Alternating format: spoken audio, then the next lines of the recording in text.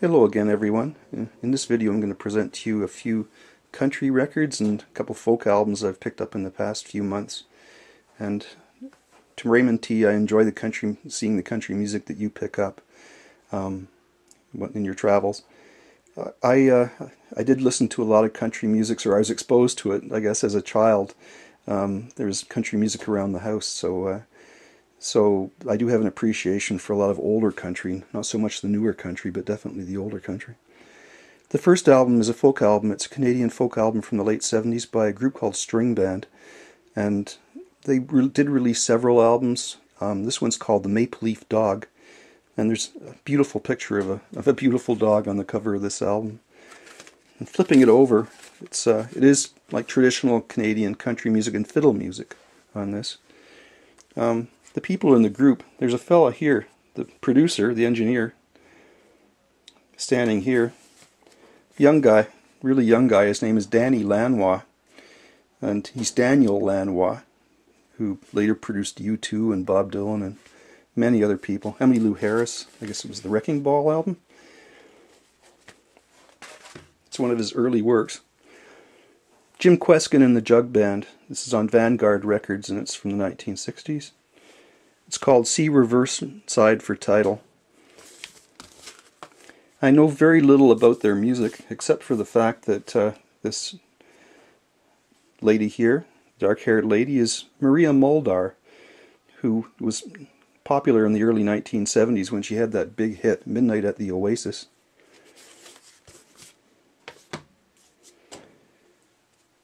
Doc and Merle Watson. Doc Watson and his son Merle. This is called Lonesome Road.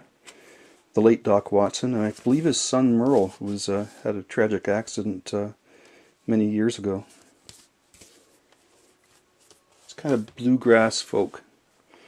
Chet Atkins, Super Pickers. This is a Chet Atkins album I didn't have. All these guys on the cover are Nashville studio musicians, kind of guitarists, bass guitarists. I think it's Charlie McCoy who plays harmonica. So it's kind of a superstar Nashville session players on this album. This is an album I was pretty happy to find. It's Hank Garland, the unforgettable guitar of Hank Garland. Hank Garland had quite a history in the music industry in the 1950s, at least until he had a terrible accident in the early 1960s. He was a studio guitar player. I think he started off with Red Foley.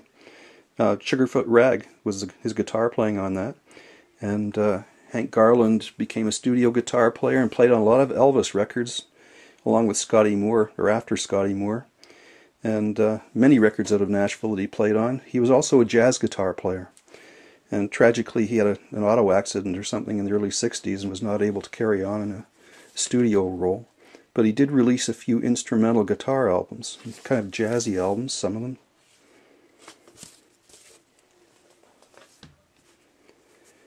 Rose Maddox sings bluegrass, and this is the second Rose Maddox album that I have. Really, really good singer. I have this album that's on the cover here. She's on Capitol Records. There's a lot of bluegrass hits like Rollin' in My Sweet Baby's Arms, My Rose of Old Kentucky, Uncle Pen. Now I had some good luck. I guess it's good luck. Kitty Wells passed away this summer, and about a week or two before she passed away I was at a yard sale and found a collection of her early albums, all in very, very good condition. This is Kitty Wells, I believe it's her first album from 1956. It's called Country Hit Parade. It's on Decca Records.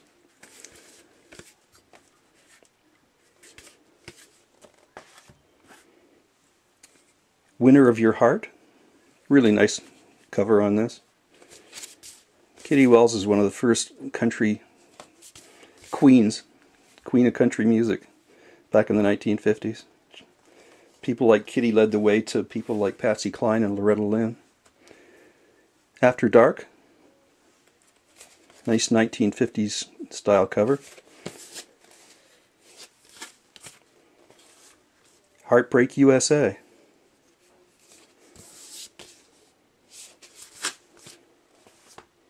country music time.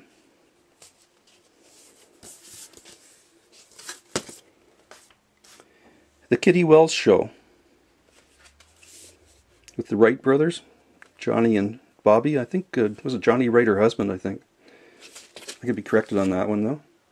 It's a live album. Now, Kitty Wells did duets with Red Foley, and this is their golden favorites.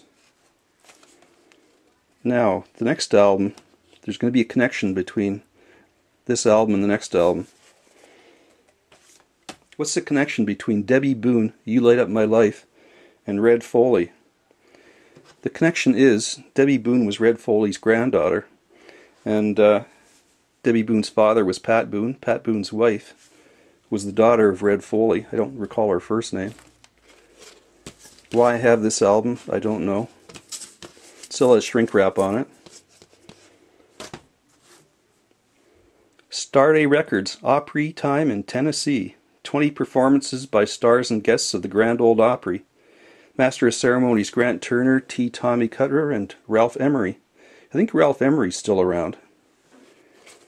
This does have George Jones, Flats and Scrubs, Cowboy Copas. And Cowboy Copas was killed in that plane crash with Patsy Cline. Moon Mullican, Pete Drake, Justin Tubb, etc., etc. Many performances on this. That might be a George Jones record that Raymond doesn't have, I don't know. This is a Canadian country album. It's on RCA Camden, you know, the budget label. It's called Canadian Country Jamboree. I don't know if this was released in the States or not, but it's all Canadian country artists. Hank Snow, Wilf Carter, they're probably the most famous. I remember Myrna Lory when I was a kid seeing her on TV. Alberta Slim. And Lone Pine. Now, Lone Pine is Hal Lone Pine. Hal Lone Pine, his son, was Lenny Breau, the guitar player. And Lenny Breau got his start playing with Hal Lone Pine's band, traveling around playing country music. And Lenny Breau also taught a very young Randy Bachman in Winnipeg how to play guitar, how to play those jazz licks that you hear on songs like the Guess Who's Undone, or BTO's Blue Collar. This is Country Music Hits by Country Music Stars. It's a compilation LP also on RCA Camden. This has American artists on it. People like, well, Hal Lone Pine is on this one too. Elton Britt, Hank Snow, Canadian. Gid Tanner and the Skillet Lickers. Gid Tanner, who I think Sideshow Tink has some of his 78s. You know, Jim Reeves, Don Gibson. The Davis Sisters, who... That's Skeeter Davis. She was with the Davis Sisters before she was a solo artist. This is another compilation album. It's on Capitol. It's called The Great Ones, and it's from the early 1960s. Hello Walls, Fair and Young. We have Rose Maddox again, Buck Owens, Ferlin Husky, Wings of a Dove, that was a big hit. Hank Thompson, Oklahoma Hills. I really like Hank Thompson. Under Your Spell Again, Gene and Janie Black. And Under Your Spell Again, I think that was covered by Johnny Rivers. Wanda Jackson. It's a nice one. And the last one to show you in this segment is The World of Country Music, 24 top hits on 2 long-playing records. It's on Capitol. It's from the early 1960s. It's probably about 1963. It has Charlie Louvin, Sonny James. It has a very young Roy Clark on, or not Roy Clark. Well, Roy Clark could be on here. Glenn Campbell. Young Glenn Campbell when he was playing bluegrass music. Capitol was trying to promote Glenn Campbell as a country star before he became famous in the 60s, and before his days in the Beach Boys.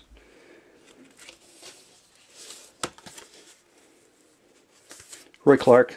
I said Roy Clark because he was actually in Wanda Jackson's band when he was starting out, and Wanda Jackson is on this. Thanks for watching, everyone.